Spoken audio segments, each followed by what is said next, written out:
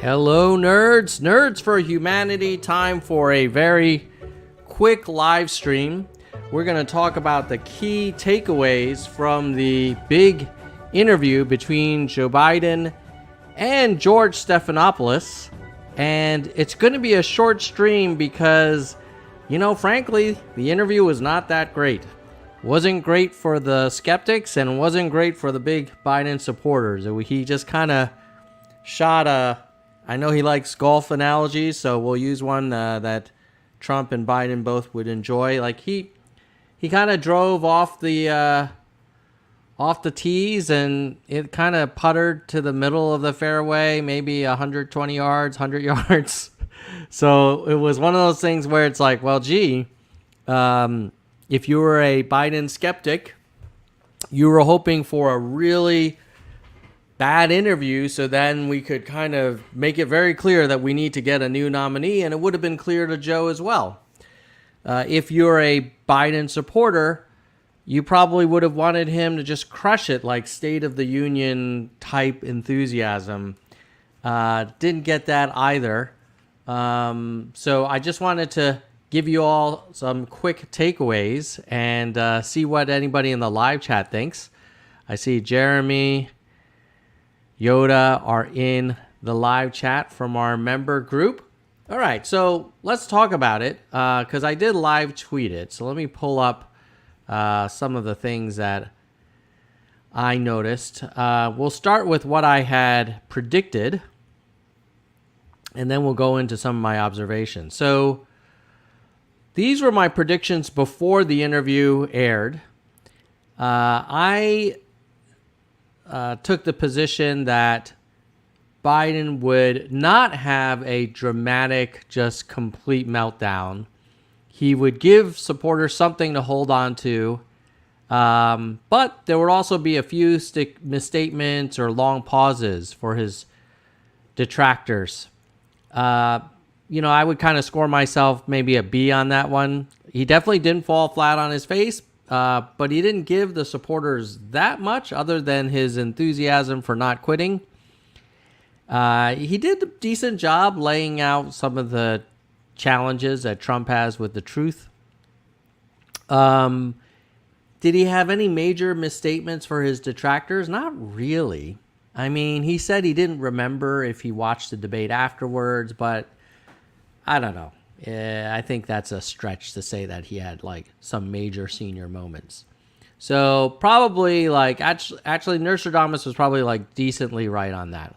The second Nostradamus prediction was Stephonapolous will give a tough but fair interview. He will not hold back hard questions, but he will give Biden every opportunity to redeem himself.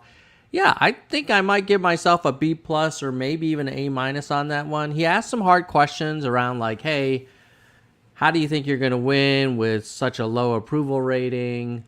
36%. I've never seen anyone get reelected with those numbers. Your gap to Trump has only grown since the debate. Like, he asked some hard questions. I'm hearing people wondering about the condition. Have you had a cognitive exam? Those weren't softballs. But he also was pretty respectful in the interview and gave Biden time to kind of do his best to answer those questions. So on prediction number 2, probably like maybe a B plus, A minus. Then I said, brace yourself for the DNC to clip the heck out of the interview that show that Joe is back, and the RNC and Pass the Torch folks to clip to show that Joe has to go. That one, I think, was my worst prediction. I think I'd give myself a C on that one. I don't think there were any clip-worthy sections of that interview. He just kind of, had an okay... Oh, Dylan Tran just became a member. Welcome, Dylan. Should I get the gong out, guys? All right, let me get the gong.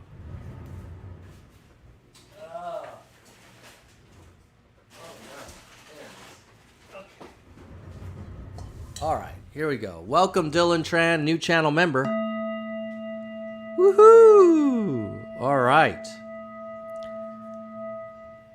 Okay, so let me get back to my takeaways. Wow, that is a long gong. All right. So, welcome again, Dylan. Thank you for your support. Yeah, he did look orange. Okay, so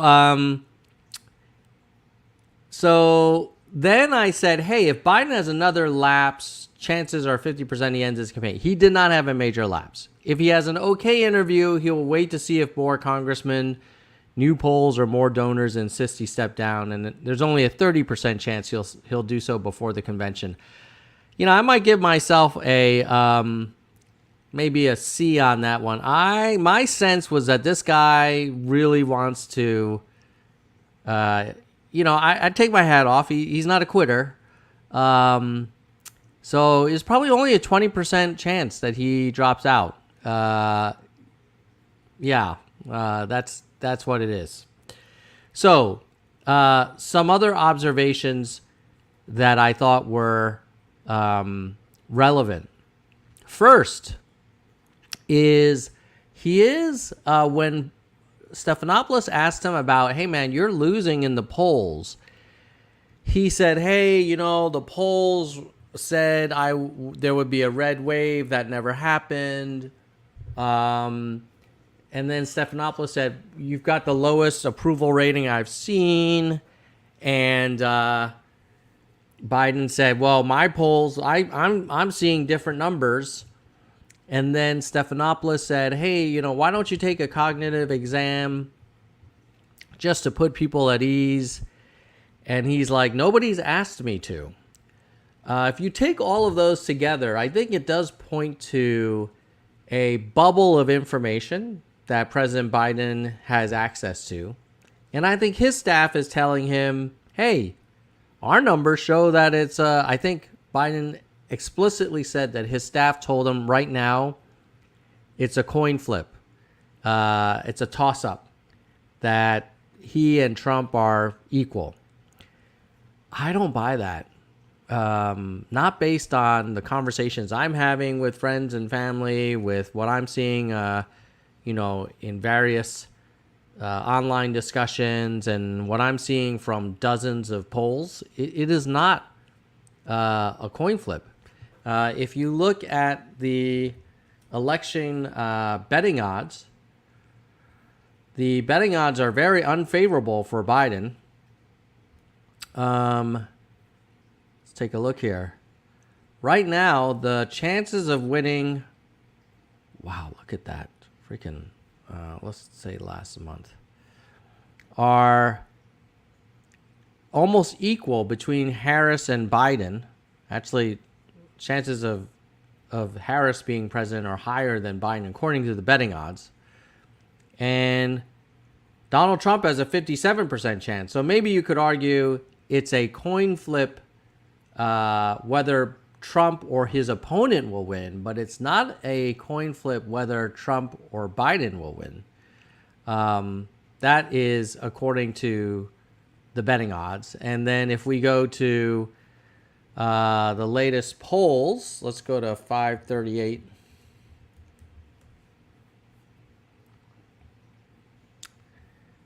And we go here, share this tab. I think what we'll see is that looking at an average of multiple polls, it's 42-39 Trump over Biden, and Kennedy is at 9.8. So that's pretty crazy. So that is not a coin flip. I mean, they're close, but you see, let's see if I can zoom in here. You see, it was a coin flip around June 25th. Then Trump has been pulling away since June 28th, 29th, and all the way to now, 42-39. And even Kennedy bumped up after the debate.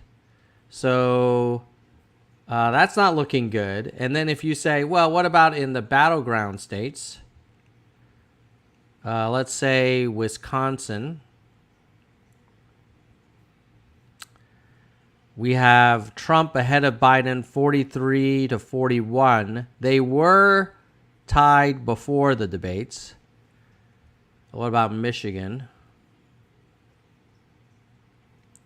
Michigan, we have Trump ahead 43 to 40.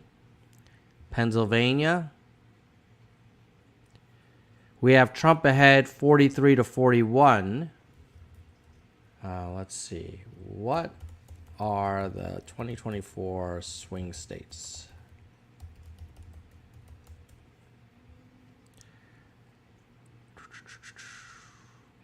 Let's look at Arizona and Georgia, Nevada. Okay, let's go to Arizona.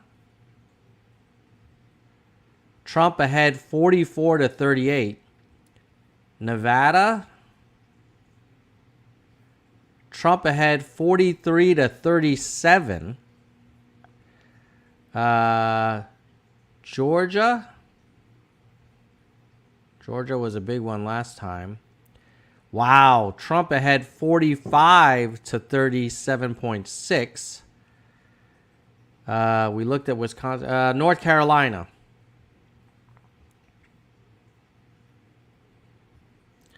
Trump ahead 45 to 37.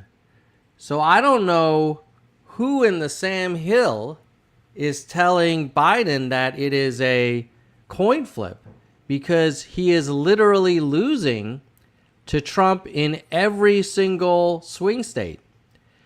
And if you think about the chances, the implications of the Republicans holding on to the House, taking over the Senate, and then taking over the White House, and then appointing more Supreme Court justices, Joe Biden will go down in history as someone who had the worst first debate ever, despite it being everything he asked for, and then refusing to step down and step aside.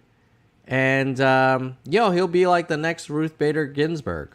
And no one will be surprised. Certainly no one watching this live stream or who subscribes to this channel will be like, oh my God, Trump won. It's like, no, we kind of knew this was going to happen. So let me do this. Let me thank our channel members, and then I'm going to come back and maybe we'll take a look at some search trends to see what people are searching for. And then we'll wrap it up there. But before we get into it, let's go to our channel members.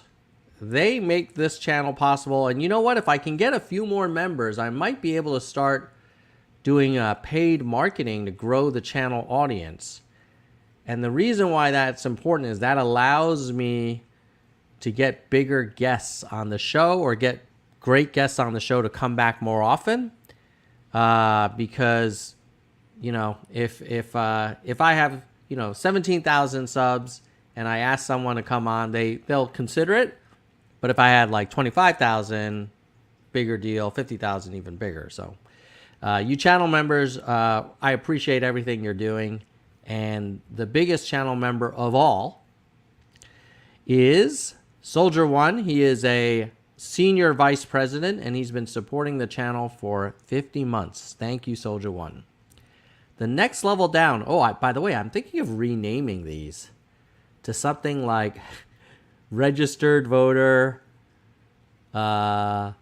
super delegate, cabinet member, situation room, and I don't know, Supreme Court justice. I don't know. Let me know what you think in the chat if renaming these tiers would be more fun. But at any rate, we know our highest level right now is Soldier One.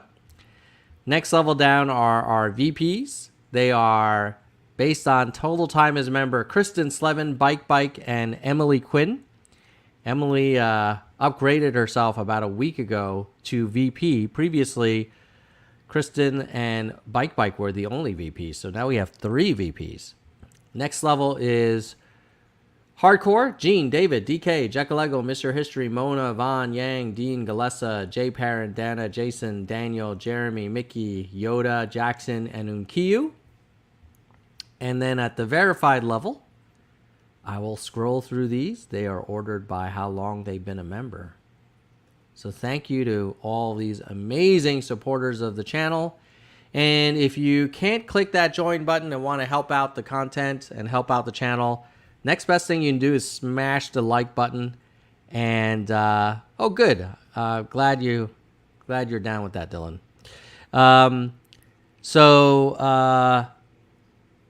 Smash the like button and comment. Okay, now let's take a look at some search trends and just see if we can learn anything about what's going on in the race based on internet searches. So we'll see how searches for Biden have been doing. And I'm going to share my screen so you can see the data. You see a lot of interest in searching for him. Let's see. Let's go past 30 days. After the debate, looks like, right? And so this notion that, only the bedwetters are thinking about this, nobody cares about the election, nobody cares about his debate performance is a load of malarkey. The data shows that there was 10 times the interest in Joe Biden going from June 27th to June 28th. I don't think that's a coincidence. And unfortunately, one of the biggest areas that he's getting searches from is New Hampshire, which is a swing state. Related queries, Joe Biden cannibals. I've never heard that one. Joe Biden golf swing. Joe Biden uncle eaten by cannibals. Who won the debate? And some other searches about Joe Biden. Now, if you compare to Donald Trump, Donald Trump has shown extraordinary discipline by not making himself part of the news.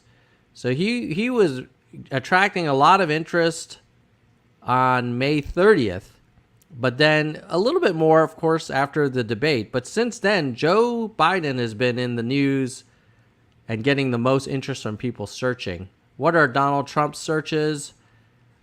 He also has heavy Pennsylvania search activity. Whoops. Let's remove Biden. Okay, so for Trump, he has most searches. He's got Michigan and Pennsylvania searching for him. The queries are Joe Biden versus Donald Trump debate, Dr. Phil interview with Trump, Jake Tapper, Donald Trump sentencing. Can a felon run for president? Okay. So I think the long story short is if you look at the web search activity, the Biden comms shop, their narrative is, hey, debates don't matter. Debates don't, pick presidents. It's just the bedwetting kind of,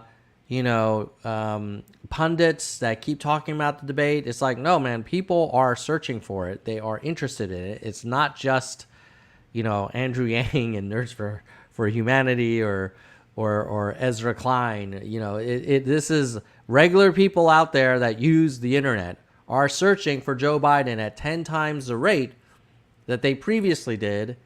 And it happened to start right after his debate. So in summary, here's what you need to know if you miss the big Stephonapolous interview. First is that Biden didn't have any massively damaging outcomes, which is kind of a bummer for the skeptics who are ready for him to pass the torch, but also a little bit of a bummer for the hardcore riding with Biden people who maybe wanted to see another State of the Union type Biden. What we got today was kind of like a maybe first string junior varsity Biden, not great, but not enough that you could say, we got to cut him from the team. What we saw last week was like pre-K Joe Biden, like, why is this toddler on the field kind of thing. So that's takeaway one. Takeaway two is that he is in a little bit of denial. That he's like, hey, I had a bad night. Nobody has told me that I need to take a cognitive exam. You know, my pollsters tell me this is a coin flip, that it's a toss-up. You know, nobody, Pelosi, Jeffries, Clyburn, none of them are telling me I should step aside. So, you know what, man? If he doesn't step down and loses, not only will Joe Biden and Jill, frankly, and his staff bear a lot of responsibility, but you could argue Hakeem Jeffries, Nancy Pelosi, Chuck Schumer, the whole DNC will also bear some responsibility, because it's just not clear. If he's saying, look, I'm not hearing from anybody else that I should drop out, is like, well, who the hell is advising you? Last thing, this is a fun Twitter poll I'm doing. Let me just show you. I just posted this a few minutes ago. By the way, if you don't follow me on Twitter, I'm nerds_humanity. I did this poll. If Trump loses in November, will we be finally done with him? I'll put a link to it in the chat. The live chat as well here. Interestingly enough, 23% think that Donald Trump would run again in 2028, which seems to be a little old for him. How old will Trump be 2028? He will be 82. Oh my God. Would he really run as an 82-year-old?